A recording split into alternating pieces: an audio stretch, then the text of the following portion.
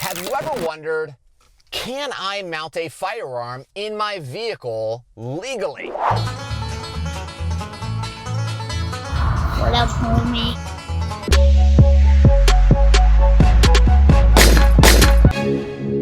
Now, Florida law says that if you have a firearm in your vehicle, it has to be in a holster with a thumb strap. Kind of like this one. Oh my gosh. We gotta get out of here. For a complete description on a securely encased firearm, watch this video right here. Magnets like this have become extremely popular in Florida in recent years. However, they may or may not be legal depending on who you ask.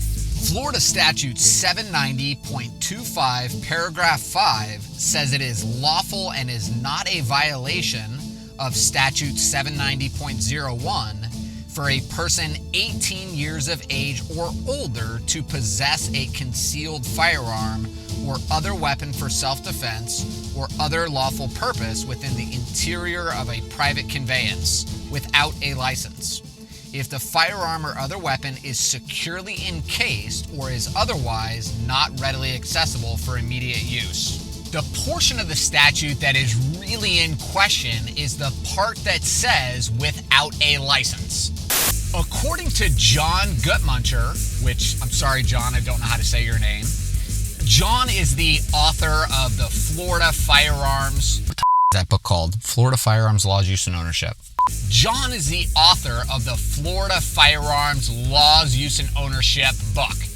Now, according to John, this statute only applies to people without a concealed carry permit.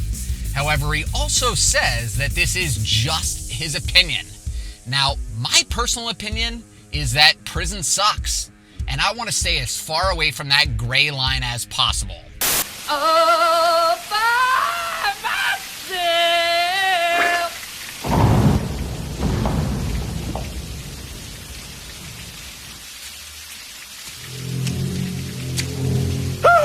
Let's completely forget about Florida law for just a second. One of the most important gun safety rules is to always protect the trigger. Now, I was recently interviewed by the Tampa Bay Times about a series of accidental shootings that occurred across the state of Florida.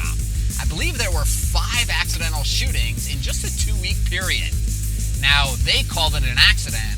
I call it negligence. The first incident was a woman that had a Derringer inside of her purse. The hammer was cocked back, and she said the firearm had been in her purse for about a year. Now, I'll bet you initially the firearm had the safety engaged, but I bet over time, as the gun is sitting in the purse, it's bouncing around, and somehow the safety got disengaged. Because it was not in a holster, mind you. She dropped her purse at a grocery store, the firearm discharged, and hit her husband in the leg. Accidental shooting number 2. A man pulled up to a job site and he decided to take the firearm out of his waistband, appendix position, I believe, and he decided to put it inside of his pocket. Now, why you would have to do that, I really don't know. A safe and responsible concealed weapons permit holder should never be touching or removing the firearm from concealment unless it's the end of the day and you're putting the gun back, or unless you have to go to a place like the post office that doesn't allow the gun. But besides that, the pistol should stay where it's at all day long. Now, as the guy was getting out of his car, he's trying to change the position of this gun and apparently slipped on something, fell back, boom, shot the gun. The bullet flew up into the air and hit his coworker right in the face, killing him instantly. Now, all of this could have been avoided. If the man if he really needed to change a position, this is my Glock 43, which is inside of a holster, I would simply remove the entire holster and place it into my glove box, remove the entire holster and maybe put that into my pocket, because then at least we're protecting the trigger. And we know that as long as that trigger's protected, nothing bad can happen. The third situation was a police officer who decided to put, you know those little tiny pocket pistols like the Ruger LCP or the Keltec P3AT? He decided to put one of those inside of his pocket, except, take a wild guess, what was not there? It was not inside of a gun holster. Now he probably put his car keys or something in that pocket.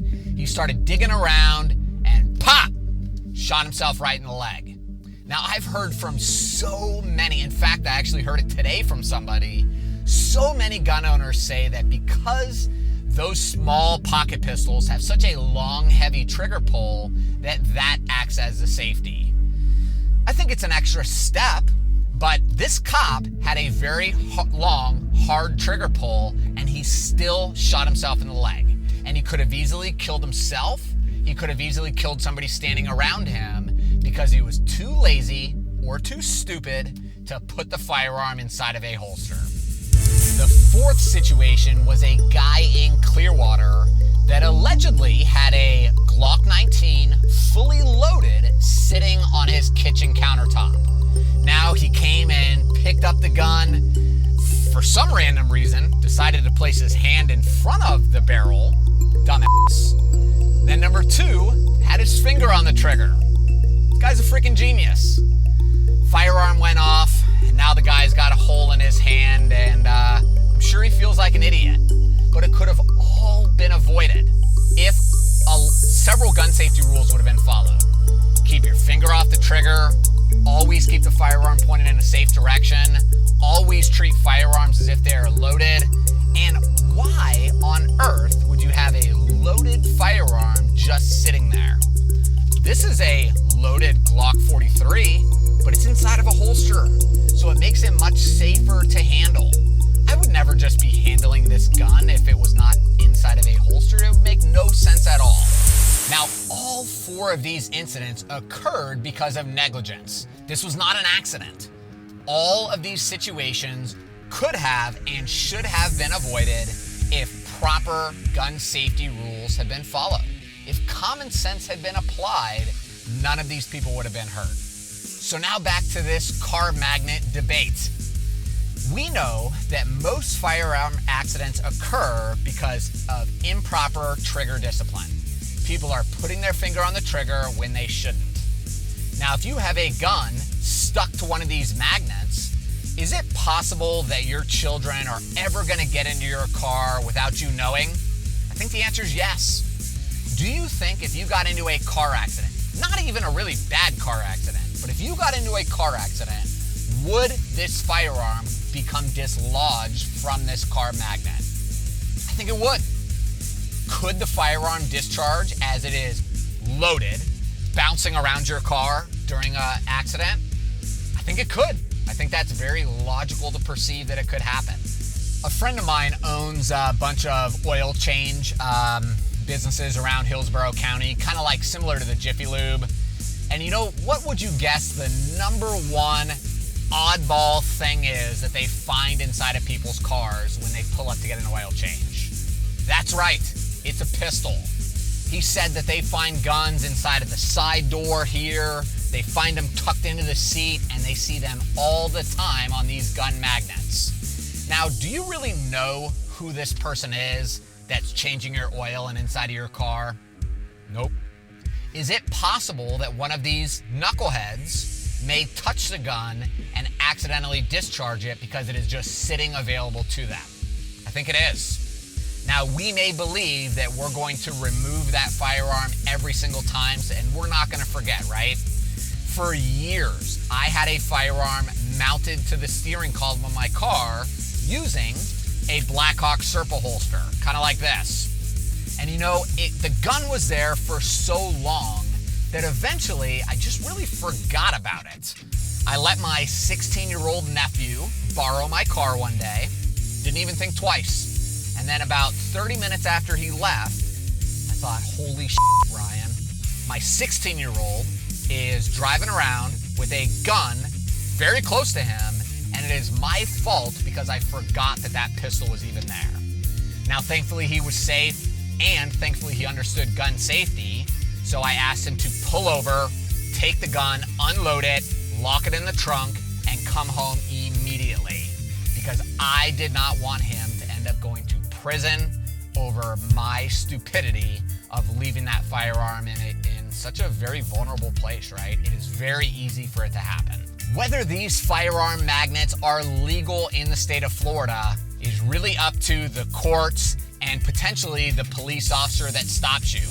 Listen, I have students get arrested right now because they had a firearm in a holster inside of their center console. And these people went to jail for that because the cop did not know that that is legal. So what do you think a cop's gonna say when he sees a pistol not in a holster, just stuck to a magnet next to your car? I don't know. I think it's a roll of the dice. That's my dice roll. Looks like something else. But it is a convenient place to keep your bottle opener. Now, I know what y'all are thinking. And I never drink and drive. Never. It's too dangerous. That is why I only take sips at red lights and stop signs. Listen, if you guys choose to have a firearm mounted in your car, then that's great. It's your choice. But I believe we need to take the necessary steps to make sure that our weapon is protected. That's why I don't agree with these firearm magnets.